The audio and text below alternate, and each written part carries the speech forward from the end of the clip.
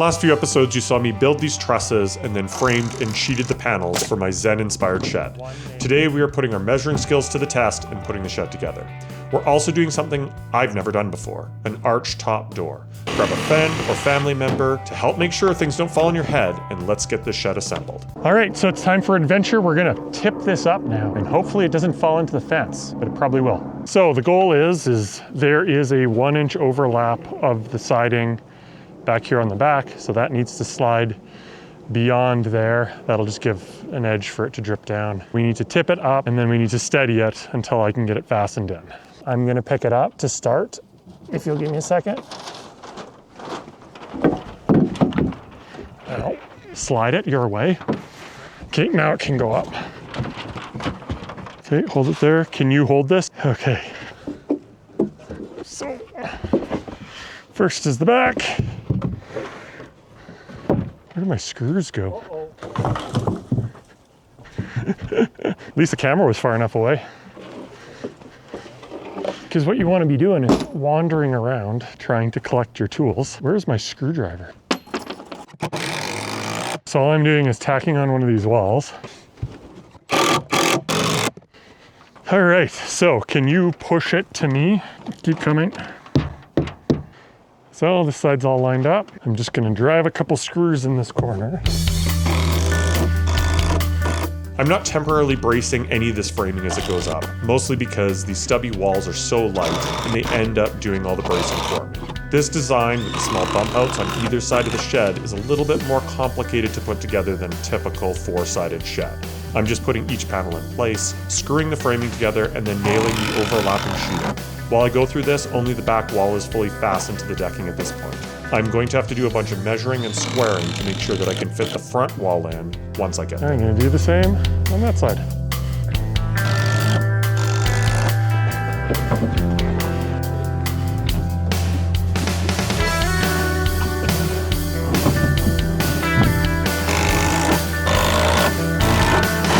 Okay, 6-foot wall in. So I'm not putting in the bottom plate yet. I'm gonna put in both the end walls and the short walls so that my front fits, because I could get to a position here really quickly where this is too tight or it's too open or it's too whatever. I've set my back wall now. The whole wall is in. It's not going anywhere. So I have a side wall in, we're gonna get the other side wall in, then we're gonna work on these, then we're gonna work on the front. We're flipping. Okay, up.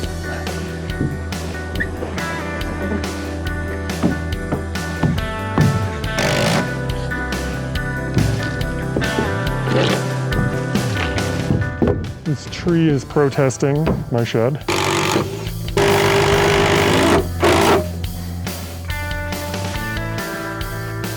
Okay, you just control back and forth. I'm gonna lift it, okay?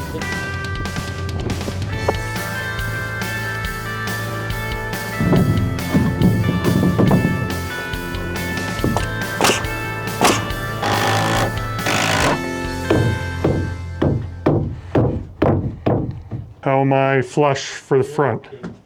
That is fine.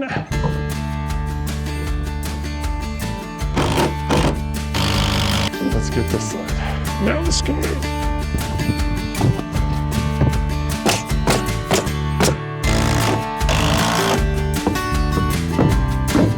After all of that, here's where we landed. We have probably a 10 mil gap that we have to close. Let's just throw a square in here. So what am I like on the path side?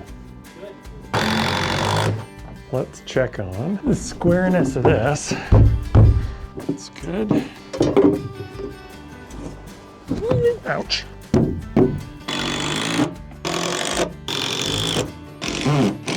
Now, I was gonna throw the trusses on this, but I forgot something. I forgot I need to double the top plate. And because I forgot that, I also forgot to extend the sheeting up to cover the second top plate. So now I'm gonna have to piece in a whole bunch of sheeting, which is really freaking annoying. Okay, so last part of the framing, we're putting in the doubling the top plates. So you see here, this plate comes to there, and then we overlapped it with one going all the way to there. That's an inset piece. Now we did both of these bump out sections. So what's awesome is that piece is exactly the same as that piece. So I think we did a pretty good job. So this just stiffens up the whole structure, and then this is what the trusses will sit on. So we need to get the plates on the back side, the plates on the front side, and then we're done. Okay, because I have a couple minutes, what we are gonna do is we are going to cut the arch in this door. So this is how you cut an arch doorway. What I've done is I've gone and marked the opening. So here is the center line of the opening, and here is the bottom of a 2-foot circle. So this is gonna be arched like this, up to here, down to there. I screwed a router with a plunge cutting straight bit into a board. So now what I have is I have a hole here, and I'm gonna go 24 inches from the edge of that hole to any spot on this board. So I'm just driving a screw through it so that I can see that hole from the other side. Drive that screw all the way through the hole. And then I'm gonna put this hole into that hole. Okay, so now I should be able to do a quick round, see if it's gonna do what I want. I think it will. Okay, so I'm gonna try and do this cut. I'm gonna go to the top.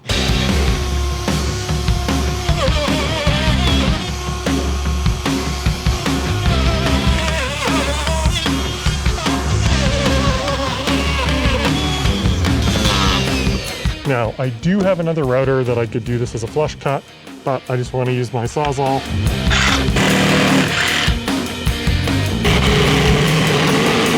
That's how to cut an arched opening. I think it's gonna look really nice. I need to do some bracing on this wall and this wall so that it actually holds up a bit better, but ta-da! Okay, today guys, we are putting these trusses up on this roof. So I did a couple things off camera that we're gonna cover here. I went on each of the corners and I put the sheathing nails into all of the overlaps on the sheathing. We went around, put a whole bunch of screws on the interior. We probably have a few more to do. I also went up and I did the doubling of the top plate, doing my overlaps so that it ties all the tops of those walls together. I also went around and I put some Tyvek overlapping on that top plate so that we can stick our trusses on top of it and do the building wrap later, because I don't want to do it right now. So I could have done this building wrap later, but I decided to do it now.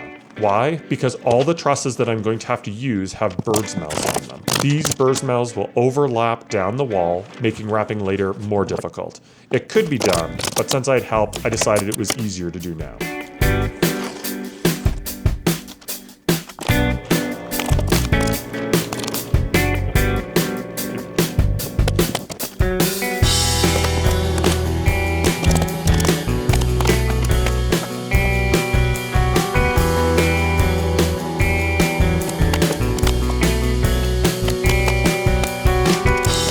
Okay, I just went around and I wrapped it down. We're short Tyvek. This was a leftover from another project. So we need to go buy another roll, which is annoying because I need about 5 feet. But let's get some trusses on. Okay, these can go on last. All right.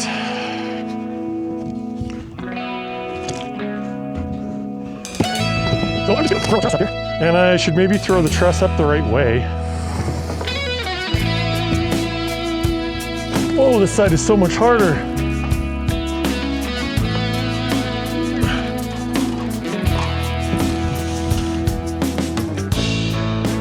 Okay, pull towards you.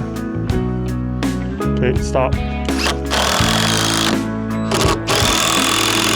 So I just threw one toe screw in it there, and then one up here. So what I'm gonna do right away, just throw the doubler on it.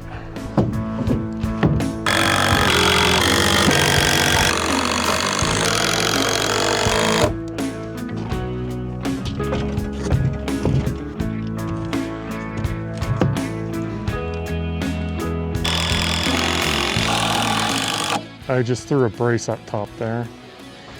Went and laid out the truss locations on both sides so that I can just set the trusses in place. I'm just attaching these trusses with toe screws. This is okay for my location, but check your code in case you need to use hurricane ties or something similar. We have no seismic or wind issues here, so they're just not required on the show.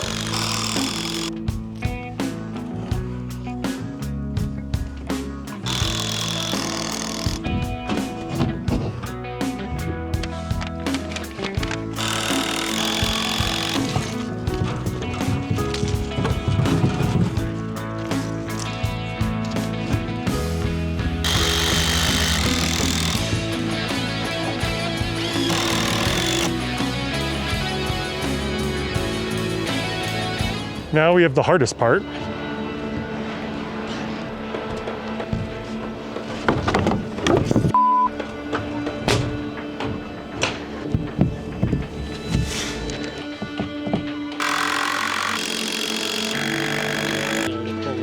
So I'm just throwing a string line up here. All right, there we go. So this string line here now marks the top of this return. I'm adding truss blocking here just to keep the trusses level before all the roof sheeting goes on. It just makes my life easier and adds almost zero cost. You can see the string line up there. So now I need to put the truss up there on center. All right, the ridge board is in. That's doing nothing other than locating the trusses, because we were fighting with that string line and that mini truss, trying to keep it centered, but now it's pretty good. So what I need to do is I need to put a brace up through there on both sides, and that's just going to support the edge of the plywood. So I need to do it on this plane and this plane so that the valley's supported up there, and so there's something to tie up to as it hits the peak. Okay, we have a few things that we need to do up on the roof before we can start sheeting, which is our next major task. So there's some blocking that needs to go in on both sides of the eaves so that we can ensure that the decking doesn't fall into the shed. For the roof blocking, I just laid a board over the trusses, then marked it with a pencil either side of the truss. Then it's just a quick cut with a circular saw. Because it's such a steep angle, it won't fit on the miter saw.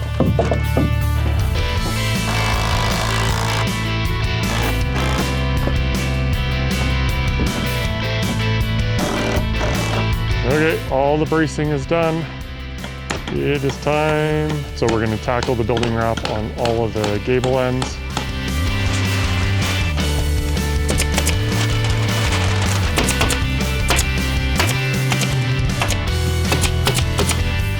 Okay, it's all wrapped.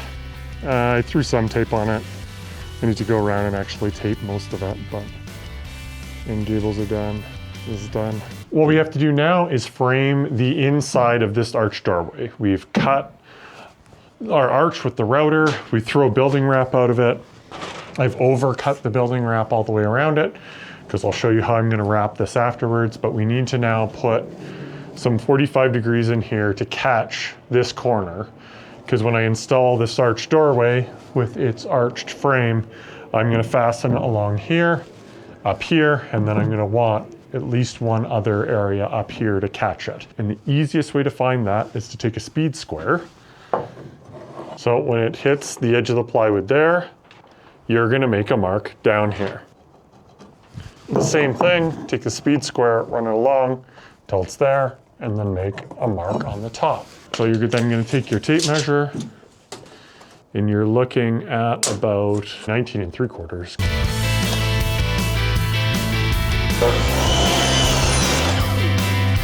All right, we're now gonna attach this in on here. These are interchangeable now because we cut them the same. I'm gonna make a nice jam that's gonna hopefully fit fairly tight to this 2-foot radius. I'm gonna slap the other one up and then we'll look at it. Okay, I have my 2 braces installed. Now, we have to tackle this building paper. I'm gonna slice it. I'm essentially gonna pie cut it, fold it around, staple it inside, and then I'm just gonna put a whole bunch of tape on it, and I'm gonna call it good. So now if we look at it from outside, we have a nice arc. I'm gonna hopefully be able to throw a bent drip edge around the exterior trim of this door, but it's good enough for now. Let's get some sheeting on. Okay, well, I've decided that I'm gonna take the roof line on these right out to the edge. So that means it needs to be 68 inches long, and I'm gonna go 32 inches wide because of the shingles that I picked. Now, I have these lovely sheets of plywood from doing my wall. So these are gonna get turned into roofing now. They're just lovely. Given how rough this is and the amount of concrete on it, there's no way I'm touching this with track saw, so we're gonna be snapping lines and cutting. I'm going to be using a rubber roof product on this, so I need a minimum of 5/8 inch plywood for it. Because I had this dirty 3/4 inch plywood left over from the concrete wall framing, I thought I'd just use this. The roof sections on the side have 8-inch eaves. The main section will have 4-inch, and then the front gable will end up with 12-inch eaves. Sheeting a roof is really quite simple. until it's a 12 and 12 pitch. Then it seriously sucks.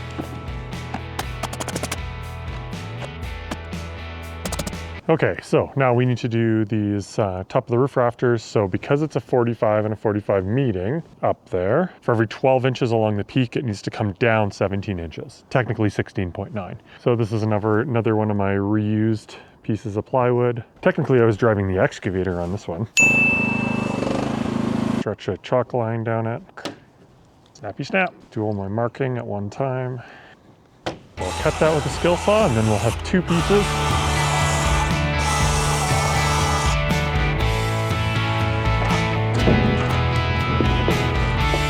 Instead of leaving it up here like this, we're actually going to drop it down the eave so that our overhang here is 4 inches.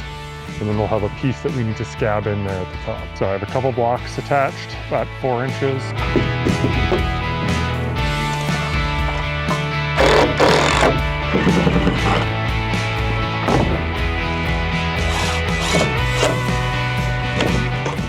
Okay, so I gotta get a bunch of nails into this now, but it is there. We have a slight mismatch.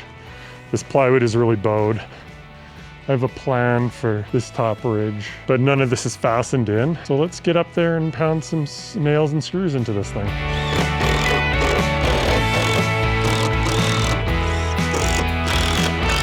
Okay, now that the roof is sheeted and the walls are framed and all the building wrap is on, it is time to put some siding on this. But that will have to be next time.